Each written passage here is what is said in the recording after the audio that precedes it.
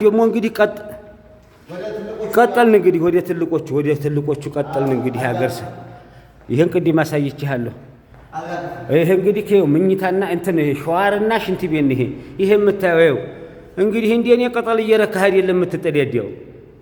ይሄው ይሄንን አየሁ አይደለም? አዎ ሸዋር ሽንት ቤት ጨርሱ። ይሄ የምታየው ከለዋ ይሄው ይሄ ላይ እንደው እንጀራ የሚያስበላ ነው። ትሪ መስሎ አየሁ አይደለም?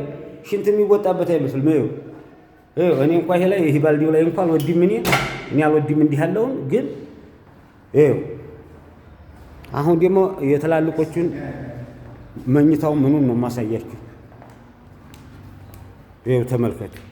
ይሄን አልጋ ቤት አየህ አይደለም? አዳሜ ይሄን ነው የመዋደቂያ ክፍል። ይሄን ጥዲያ ታየህ አይደለም? ዋሻው አሁን ዋሻው የተላለህ ለአላህ ብለህ አሁን ዋሻው ይሄን መዋደቂያ ክላት አየህ ወይ?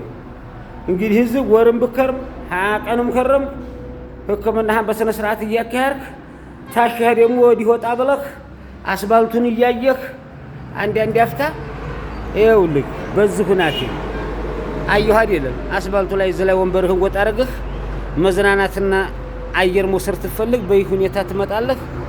እንግዲህ ካርቶን አየሃት አይደለም? ካርቶን በዚህ ሁኔታ ነው እንግዲህ ይሄን ይመስላል። አያቸው መኪኖቹን አየህ አይደለም? አከላ ያገኝህ እንደሆነ የወዮች ናት እንግዲህ እየበረረ የመታላስ አድርገህ የምትመጣው በከጀልከው ሰዓት። በዚህ ሁኔታ ነው እንዴት እንደሚያምር አያቸዋቸው ዶክተሮቻችን። በዚህ ሁናቴ ነው ይሄው እንግዲህ በዚህኛውን በኩል ስትሄድ ቤቱን ላሳይህ። ሁናቴውን እኮ እንድታየው ነው ጫብለህ ያየሁ አይደለም? ይሄ እንግዲህ ቅድም አስገብቼ ያሳየው መኝታ ክፍሉን ይሄ የተላልቆቹ ያልኩ። ይሄም ደግሞ መዋደቂያ አለ። ዲያይሰሾች አለ።